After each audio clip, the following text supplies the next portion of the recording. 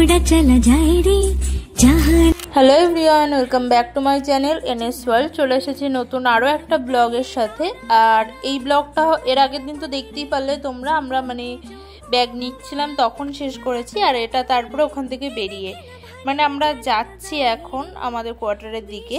এটা এয়ারপোর্টের বাইরে, এখানে আমরা ট্যাক্সি বুক করে নিয়েছি। আর তোমাদের দাদাভাইকে দেখছো কেমন ঝিনি ঝিনি লাগছে না দেখতে? এই জামা আর এই প্যান্টটা ও নিয়েছে পুজোয়, মানে সেদিন তো দেখতেই পারলে ব্লগে বললাম যে আমার বাবা মানে জামা প্যান্ট দিচ্ছে আমাদের পুজোয়। যেহেতু আমাদের আর এবছর কোনো পুজো টুজো নেই, ওই জন্য আমরা আগেই জামা প্যান্ট পরে ফেলেছি। তো তোমাদের দাদাভাই এখানে এই প্যান্টটা নিয়েছে। আমরা তো এত হেসেছি সবাই, মানে কি বলবো, পুরো জিনি জিনি লাগছে। যাই হোক, তারপরে চলে এসেছি আমরা কোয়ার্টারে। আর এখানে দেখো দেখাচ্ছি, প্রায় 5-6 দিন পর, 5 দিন পরে আমরা আবার দেখছি কোয়ার্টারটা। আর এখানে না আমি ব্লগটা এখন থেকে শুরু করেছি, কিন্তু এর আগের দিনের ব্লগে তো আমি ওখানে শেষ করেছিলাম। তো প্রথমে ভাবলাম ওই যে প্রথমের ভিডিওগুলো দেবো না, তারপরে ভাবলাম না দিয়েই দিই আর কি। আর এখানে এসে আমি তোমাদেরকে এটাই বলছি যে আবার মানে এই জায়গা থেকে ব্লগ শুরু করছি। আবার এখানে কতদিন থাকতে হবে। আর এই বেডশিটটাও এখন আমি চেঞ্জ করব, কারণ এটা কি বলতো 5 দিন যেহেতু এমন করেই পাতা আছে, তো ধুলোবালি নোংরা পড়েছে এর ওপরে। ওই জন্য ভাবলাম বেডশিটটা তুলে তারপরে একবারে রান্না বান্না করে স্নান করে তারপরে খেয়ে একটা টানা ঘুম দেব। মানে দুজনেই ভীষণ ক্লান্ত, ঠিক ক্লান্ত না, মানে ক্লান্ত কি বলতো, অতটা কোনো জার্নি হয়নি, কিন্তু তাও মানে বুঝতেই পারছো যে রাত্রিবেলাটা ঠিকঠাক ঘুম হয়নি। আর আমরা যেহেতু সকালবেলা একদম 7:30-8টার সময় চলে এসেছি, তো তখন এসে এত ঘুম পাচ্ছিল আর কি বলবো। তো আমি ওখানে তো রান্না বসিয়ে দিয়েছি, শুধু পাতলা ডিমের ঝোল আর ভাত, আর কিচ্ছু না। আর তোমাদের দাদাভাই এখানে মানে ঘরটরগুলো সব ঝাড় দিচ্ছে। যাওয়ার দিন তো আমরা সব ব্যাগ ট্যাগ গুছিয়ে শুধু বেরিয়ে পড়েছি, কিচ্ছু ভালো করে পরিষ্কার করেও রেখে যায়নি। আর সব কিছু ছিটানো ছিল ঘরের মধ্যে, তো এসে সেগুলোই সব মানে তোমাদের দাদাভাই ঘরটা ঝাড় দিয়ে পোছা লাগিয়ে দিচ্ছে, আর আমি এদিকে রান্না করছি, মানে যত তাড়াতাড়ি কাজগুলো শেষ করা যায় আর কি। তো বললামই তো, ডিমের ঝোল আর ভাত, একদম সিম্পল খাবার। আর কি বলতো, আমি না যাওয়ার আগে সব সবজি মানে শেষ করেই গেছিলাম আমি, কারণ নষ্ট হয়ে যাওয়ার একটা ভয় থাকে। শুধু আলু আর পেঁয়াজ ছিল, বাকি সব কিছু আমি শেষ করে রেখে গেছিলাম। তো ফ্রিজ পুরো ফাঁকাই ছিল, ফ্রিজ আর সবজির ওই ট্রেটা। তো আসার সময় 1 ট্রে ডিম নিয়ে এসেছি, মানে তোমাদের দাদাভাই নিয়ে আসলো। আর আমরা যেই টাইমে এসেছি সেই টাইমে প্রায় সবজিও দোকানে আসেনি, ওই জন্য শুধু ডিমটা নিয়েই আমরা চলে আসলাম। তারপরে দেখি যদি বিকেলে হয় তখন বিকেলে যাব। আর এখানে আমি রান্না বসিয়ে দিয়েছি। আমি ভাবলাম রান্নাটা করে একবারে স্নান করে নেব, তাহলে একটু ভালো হবে। না এই স্নান হয়ে যাওয়ার পরে খিদে পাবে প্রথম কথা, আর মানে ঘুম পেয়ে যাবে খুব স্নান হয়ে যাওয়ার পরে। তো ওই জন্যই আর কি এখানে রান্না করছি। আর তোমাদের দাদাভাই এখন স্নান করছে, ও স্নান করে নিচ্ছে। আর আমি বললাম তাহলে মানে ঝোলটা হতে হতে আমি স্নানটা করে নেব। তো এখানে দেখো আমাদের রান্নাও কমপ্লিট, মানে যেমন তেমন করে দুজনেই খেতে বসে পড়েছি। খেয়ে এখন ঘুমিয়ে পড়বো। আর সকালবেলা তো দেখতেই পারলে ওই সামনের দিদি, কোয়ার্টারের দিদি এসে চা আর ভুজিয়া দিয়ে গেছে।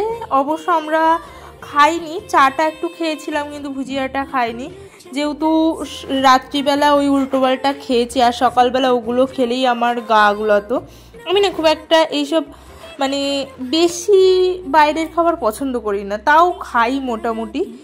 যাই হোক, এখানে দেখো আমাদের পেছনে যে কোয়ার্টারের পেছনে যে ঘাসগুলো ছিল, যেখানে জামা কাপড় নাড়তে যাই, সেই জায়গাটায় না এই দেখো ঠিক এই জায়গাটায় 2-3টে মতো তুলসী গাছ হয়েছিল, এত সুন্দর হয়েছিল। সেগুলো দিয়ে আমি গোপুসোনাদের পুজো দিতাম, কিন্তু আমরা যেহেতু ছিলাম না, এই ঘাস কাটতে এসে পুরো সব গাছগুলো কেটে দিয়েছে। আমার এত খারাপ লাগছিল না দেখে।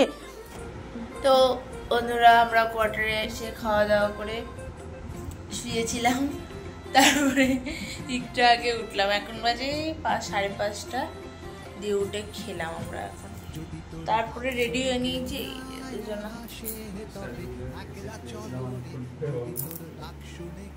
তো কি করে জানবে হ্যাঁ, দিয়ে তারপরে এখন আমরা যাচ্ছি একটু বাইরে, বাইরে বলতে এর ভেতরে একটু ঘুরতে, দেখি কি করা যায় না করা যায়। তো চলো দেখতে থাকো।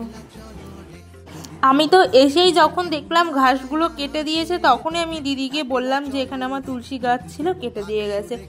যাই হোক, কী করা যাবে, ওরাও হয়তো খেয়াল করেনি, যেহেতু এত ঘাস কাটতে হয়, ওরা আর কতজন আর কি দেখবে কোন গাছ আছে না আছে। আমাদেরই ভুল। আমি তোমাদের দাদাভাইকে বলেছিলাম একটা টব কিনে আনতে। যাই হোক, সেই সব কথা তো বাদ দাও।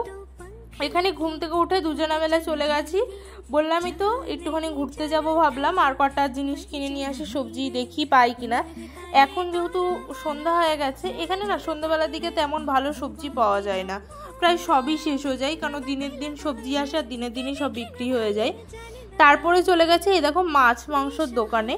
এখানে মাছ মাংস পাওয়া যায়, মাছ বলতে রুই মাছটা একটু আধটু পাওয়া যায়, আর মাংস আর একটা মাছ পাওয়া যায় যেটা আমি একদম পছন্দ করি না। তো ওখানে তো কিছুই পাইনি, আমরা শুধু শুধু ঘুরে আসলাম। আর এখানে আমি এটা করছি কেন জানি না আমি।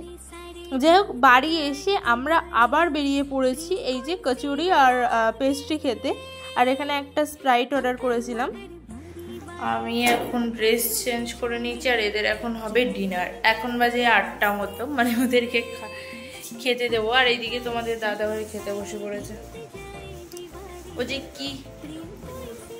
কি একটা কুত্তা পরোটা নাকি পরোটা অর্ডার করেছে তোমাদের দাদাভাই, সেটা নিয়ে সেই তখন থেকে পড়ে আছে, কখন খাবো বলছি তুমি তাড়াতাড়ি ওদেরকে খেতে দাও, তারপর আমি খাবো। দিয়ে আমি এখন যাচ্ছিলাম, আর ওখানে বসে পড়েছে।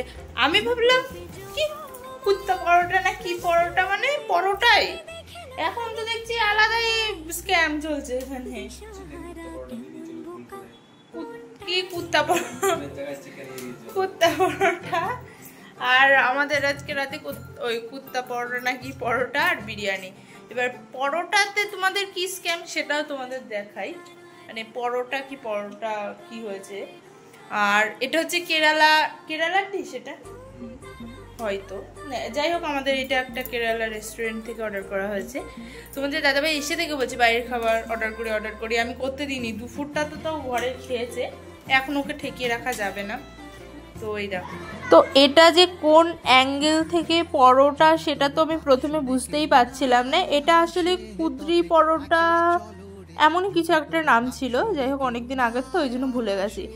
এটা প্রথমে তো আমি বুঝতে পারছি না কোন অ্যাঙ্গেল থেকে পরোটা, তারপরে বুঝলাম এইটা আসলে পরোটাই, কিন্তু সেটা পরোটাটা ছিঁড়ে চিকেন দিয়ে একটা ফ্রাই করা মতো। এটা হয়তো কেরালার কোনো একটা ডিশ, কারণ আমরা কেরালা রেস্টুরেন্ট থেকেই তো অর্ডার করেছিলাম। যাই হোক, আর দুটো কেরালা বিরিয়ানিও ছিল। তো আমি পুজোটা দিয়ে এসে খাবো বলে এখানে তোমাদের দাদাভাই একটু ভিডিও করে নিলাম, কারণ ততক্ষণে হয়তো ওর খাওয়া শেষ হয়ে গেলেও যেতে পারে। আর এই দেখো আমাদের দুটো ছোট্ট গোপুসোনা, মানে এদের না এসে আমি তো দুবার পুজো দিয়েছি। এই রাত্রিবেলায় মিষ্টিটা আমরা এখনই যখন ঘুরতে গেছিলাম তখন নিয়ে আসলাম, তো এই মিষ্টিটা দিয়েই ওদেরকে পুজো দিলাম। দিয়ে আমি ভাবলাম যে এবারটা আমিও খেয়ে নেব। আর পুরো ঘরটার সব ছিটানো, খেয়ে তো যেটুকু পারবো সেটুকু করে দুজনে একটু ঘুমাবো, ভীষণ ক্লান্ত লাগছে। তো এই দেখো, এইটা হচ্ছে বিরিয়ানিটা, পুরো সাদা সাদা ভাতের মতো। আর এটা ঠিক আমাদের ওখানে যেমন বিরিয়ানি হয় মানে আলু দিয়ে, সেটা না। আর আলু ছাড়া তো বিরিয়ানি আমি ভাবতেই পারি না, আমার মাথায় আসে না আলু ছাড়া বিরিয়ানি। যাই হোক, এখানে তো পাওয়া যায় না। তারপরেই দেখো এই সব কিছু গোছাচ্ছি, এখন প্রায় 10:30 মতো বাজে। বেশি কিছু গোছাইনি, যেটুকু যা পেরেছি সেটুকুই গুছিয়েছি। আর এইদিকে আমরা ক্যান্টিনেও গেছিলাম, তো সেখান থেকে জিনিসগুলো দেখো এই বক্সেই আছে, এখনও এখান থেকে বার করা হয়নি, পরে করব। যাই হোক, আজকের ভিডিওটা এইটুকুই। যদি কিছু ভালো লেগে থাকে চ্যানেলটা সাবস্ক্রাইব করে দিবে, একটা লাইক আর একটা কমেন্ট করে দিবা। টাটা সবাইকে।